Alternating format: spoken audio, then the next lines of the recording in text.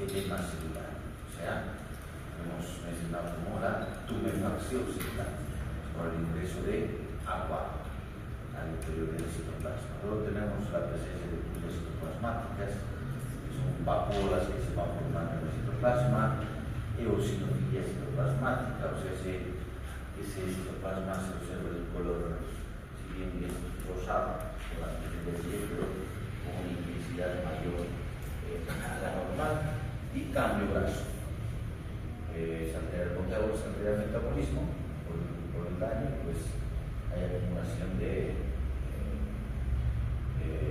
grasa a nivel del citoplasma, que son lesiones reversibles. Si nosotros controlamos el daño, nuevamente la célula revierte estos cambios y va a sus funciones normales.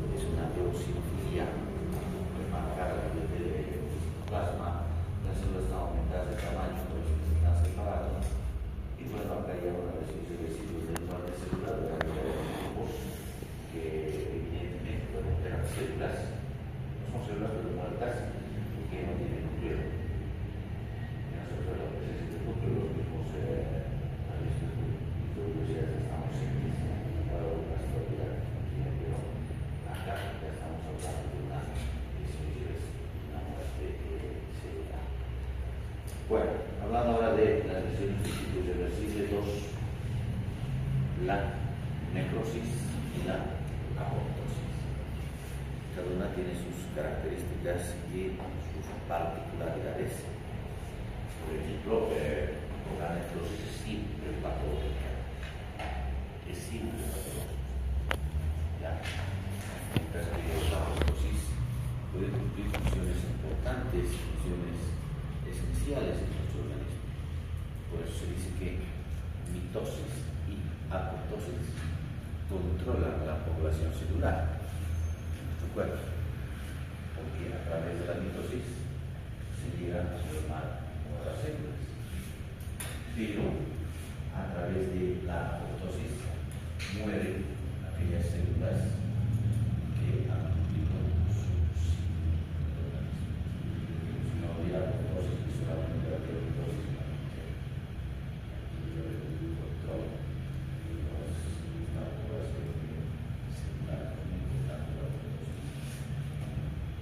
determinados aspectos.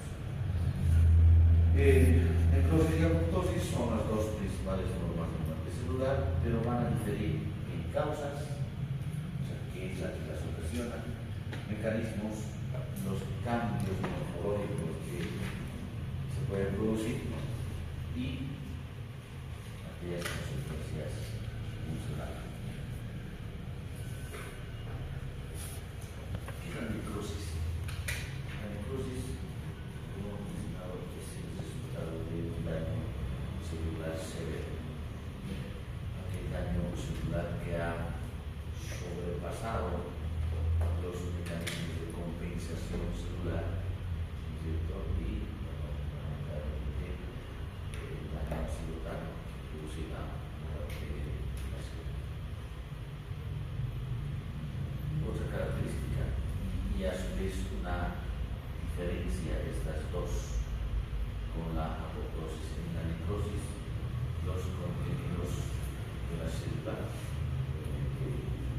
al morir la célula, se va liberando componentes y fragmentos, ¿no? Son liberados al medio extracelular. Y estos fragmentos o contenidos de la célula que se liberan como consecuencia de la muerte producen la inflamación crónica. O sea, en la necrosis siempre hay, pero no crónica, siempre hay inflamación. ¿Ya? Lo que es en diferencia de la apoptosis. ¿Qué pasa en la apoptosis? Como ya, si bien se fragmentan los componentes de la célula que mueren en la apoptosis, estos fragmentos inmediatamente son englobados como una especie de membrana, se son rodeados, llegando a formar los cuerpos apoptósicos, ya no están libres, están rodeados por membrana, y estos cuerpos apoptósicos a su vez son, ¿quién son los basureros del organismo? Los macrófagos. Inmediatamente los fagocitan, evitando que se produzca inflamación. En la apoptosis no hay inflamación. La necrosis es siempre patológica. Se da por un daño celular severo que termina con una muerte de la apoptosis.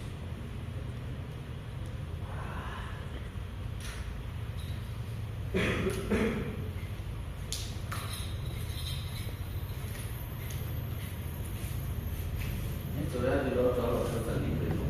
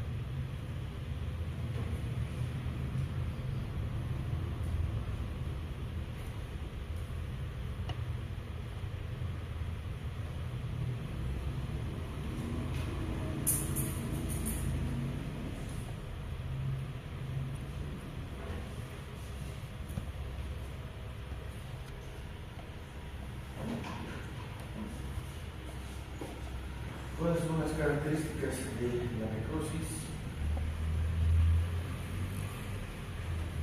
Una disminución de las membranas celulares. Se rompen las membranas tanto de la misma célula como también de sus hermanos, porque a través de esto salen las enzimas, liberando estas enzimas lisosomales que van a producir la digestión de los componentes, los diferentes componentes, tanto nucleares como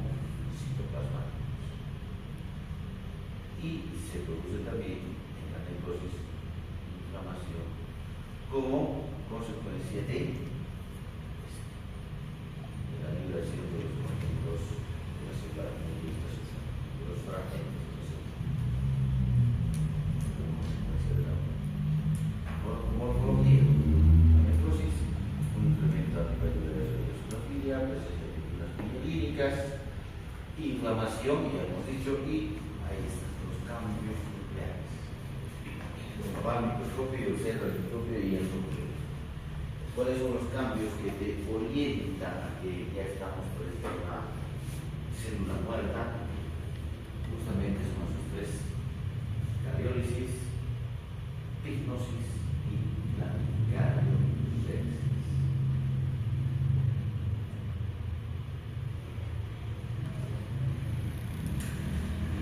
Cariocéresis significa fragmentación de la cromatina. Yo se observa de esta manera, se le va a fragmentar. Pignosis, compare el tamaño. Cuando hablamos de pérdida de agua, entonces el núcleo se torna más pequeño. Eso es así normal. Ese núcleo ya tiene un entorno celular. Es un núcleo que con el colorante se tiene de una manera bastante intensa. Sobre el color negro, no azul. Con el colorante que tiene los núcleos es la toxina de Hall.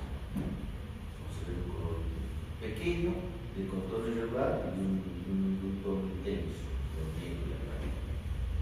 Y la cariólisis, que es una disolución de la cromatina nuclear.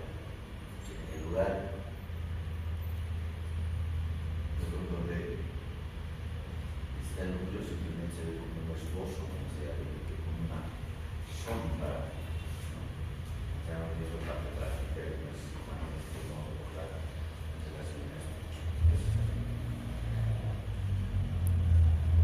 Patrones morfológicos en la necrosis. Todas son formas de necrosis con, obviamente, características particulares, características especiales desde el punto de vista macroscópico y desde el punto de vista microscópico.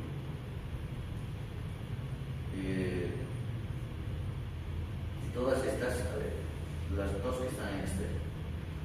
Por un lado, la necrosis coagulativa es la más frecuente,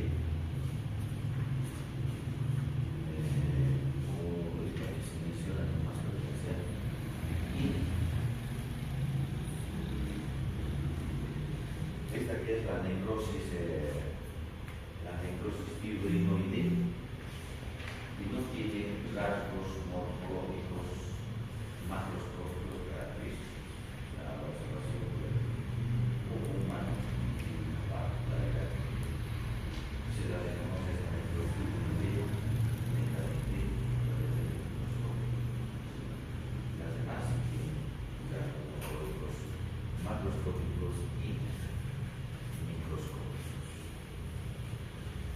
¿Cuáles son las características de la necrosis coagulativa? Como ya hemos mencionado, es la forma más frecuente de necrosis. Se debe al bloqueo de la acción de la mayor parte de las enzimas y las enzimas lubrificantes.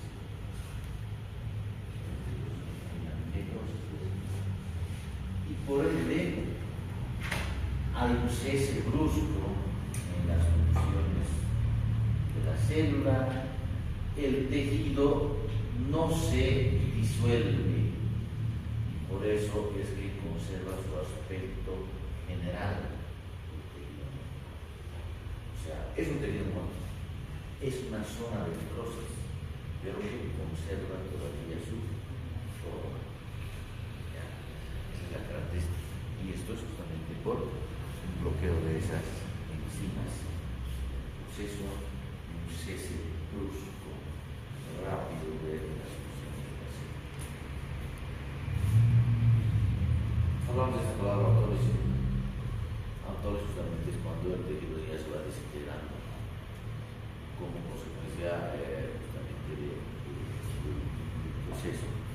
sea, hago referencia a esto porque cuando hemos hablado de medios de fijación para los servicios que ya a la laboratorio evidentemente registrado el organismo, me metría no tiene laboratorio si no iba a asumir todos los procesos. Para evitar eso, también se formó, la autorización de investigación, no limitar la autorización. Observación, el ejemplo más clásico. Ustedes hay una de población, porque hay una población de las proteínas. Cuando ustedes hacen conocemos el huevo duro, ¿no es cierto? El huevo hervido, hay también una población de proteínas. Es un huevo ya cocido, pero se conserva su forma. Los acantilos también llegan a conservar su forma. Pero la coloración sí es diferente en relación al tejido normal. La zona necrótica es más clara, más pálida en relación al resto del tejido. Es como que si ustedes van a comprar una carne en el mercado, es un color rojo, y si no se posee café de color, diferencia en la coloración y en la tonalidad. Entonces ahí tienen ustedes una necrosis por coagulación. Es una necrosis coagulativa desde el punto de vista macroscópico y desde el punto de vista microscópico. Nosotros vemos acá esta zona más pálida es la zona de necrosis, que no altera su estructura o su forma en relación a todo. Este es un corte macroscópico de fusión. No altera su forma.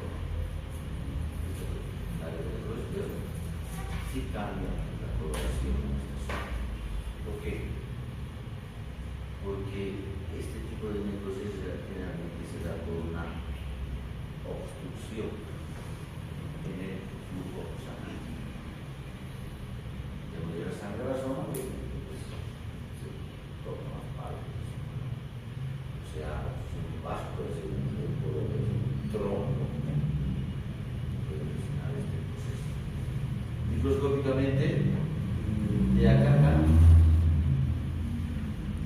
parece una renal diable, no tenemos ahí un glomérulo, tenemos por acá los túbulos renales, pero desde acá hasta acá, necrosis. Vean cómo estos también son túbulos. Son túbulos. O sea, son túbulos, ya, se habla de necrosis, pero que todavía conservan su forma.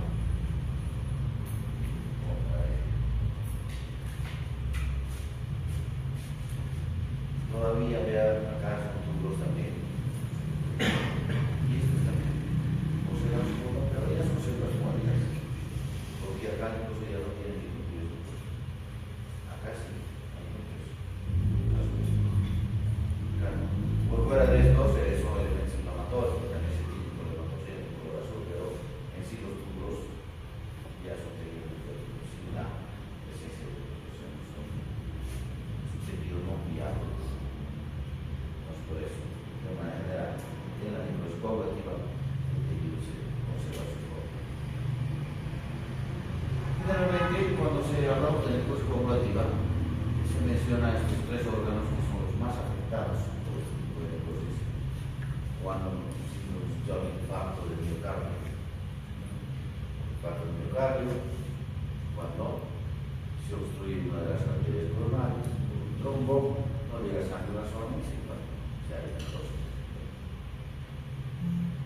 Infartos renales, esta imagen también desde el vaso, pero no es exclusivo, esto también puede darse en otros órganos, incluso los tumores. Como las neoplasias son proliferaciones incontroladas de células celulares. Para que ustedes la proliferación celular tienen que ver necesariamente a través de la sangre. Si se obstruye eso, pues va a haber una necrosis por licuefacción. Acá, sí, el tejido necrótico se ablanda. dan llegar a un aspecto blando, una pasta o incluso como líquido, resto acuoso en esa zona,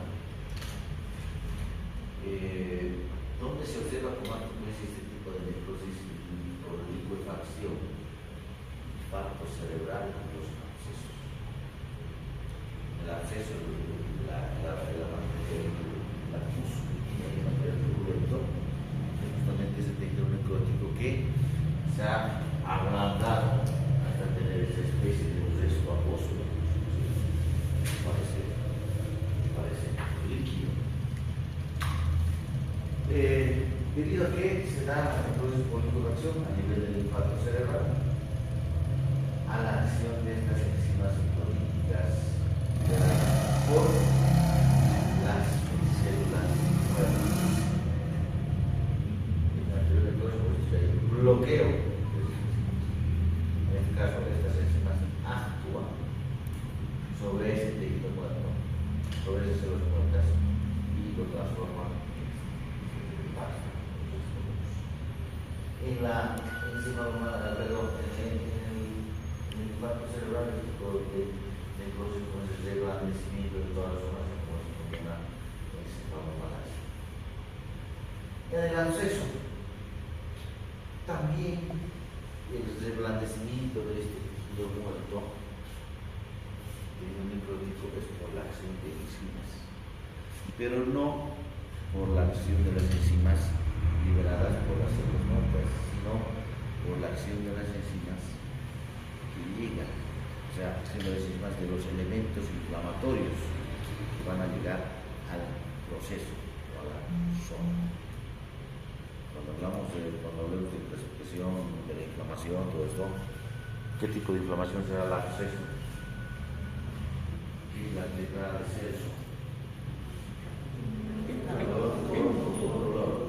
¿En qué se observa esto? ¿En qué tipo de inflamación? Inflamación aguda. Cuando se toca un absceso, primero hay tumor, ya aumenta el volumen. Presionen, hay dolor. Toquen la zona está caliente. Rubor está soja. Entonces el absceso es saliendo de los procesos inflamatorios. Entonces, y todo proceso inflamatorio agudo viene acompañado de elementos inflamatorios que llegan a la zona. Esos elementos inflamatorios liberados en enzimas y producen ese material a ese nivel. Está dentro de este tipo de necrosis de licuefacción del parénquima cerebral. Toda esta es la zona necrótica.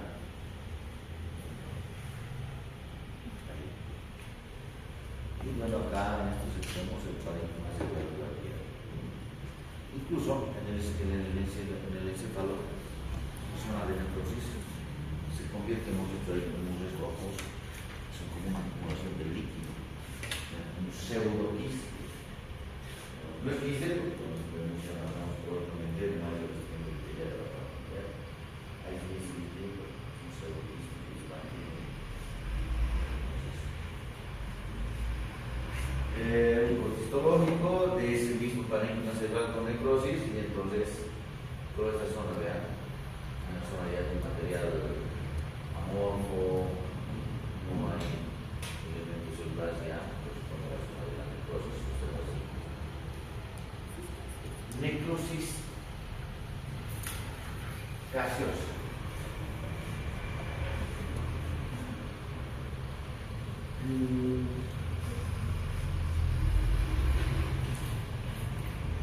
Ya quedaremos mejor. Bueno, hablaremos algo. La necrosis gaseosa es típica de los procesos inflamatorios granulomatosos. Se forman granulomas, que vamos a ver estos. Y fundamentalmente estos procesos inflamatorios granulomatosos están acá, en los casos de tuberculosis. Se habla de la tuberculosis de proceso inflamatorio crónico granulomatoso, pero también procesos micóticos pueden formar estos granulomas, donde en la parte central hacen este tipo de necrosis.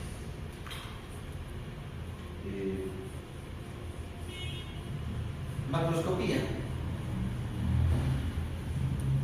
El tejido necrótico es similar a lo que dice ahí el queso de untar o el queso fundido, que seguramente muchos lo consumimos en el desayuno.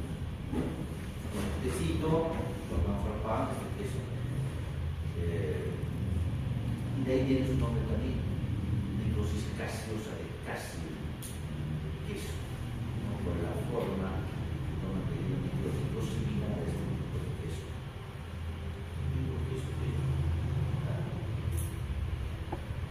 Histológicamente, el tejido necrótico acá, como ven, dice, ha perdido su estructura normal, es amorfo, porque es fluido por la mesura.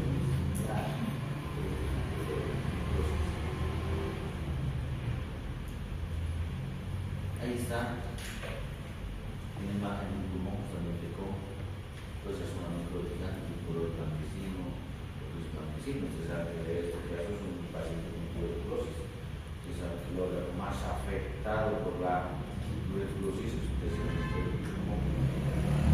Nosotros vamos a la parte de la histología. Vean ahí la histología. Este es un corte de un ganglio linfático y vean la zona de la necrosis. Esas son las más claras que vemos de este corte con la necrosis. Material amorfo, granular. Y este tipo de procesos granulomatosos también van acompañados por la presencia de células gigantes ligadas de tipo langas, se llama así.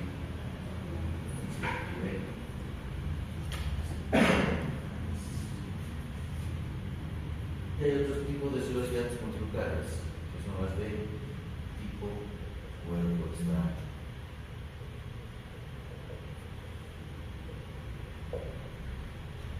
O sea, estos dos tipos de células gigantes ya son las que más se observan en la anatomía. Este tipo de langas están relacionadas con estos glandulas gaseosas, con cosas como la histoplasmosis. Primero dice célula gigante, ya está, es una célula grande. Acá también célula gigante, listo. La de tipo langas, en ambos casos también dice, no, célula gigante multinuclear. En ambos casos tienen varios núcleos. ¿Cuál es la diferencia? La disposición de los núcleos y en las patologías en las que se presentan. La de langas tiene, como dice, varios núcleos, multinuclear, pero esos núcleos, ustedes van viendo, se van disponiendo en la periferia de la célula, al aspecto o asemejando la forma de una piezadura de caballo. ¿Han visto una piezadura de caballo? Pesaje de caballo. No creo que alguien haya pesado un caballo. Se pone zapatos al caballo, se llama. No se puede cambiar, si no, sus pasos se ven. Yo explico el video del campo. Chaco, entonces sé que sale el caballo, se observa. Los lugares donde se pone el clavo, el pesaje y el otro, pues sin duda a la estatura del caballo. La de tipo cuerpo extraño, igual tiene muchos núcleos, pero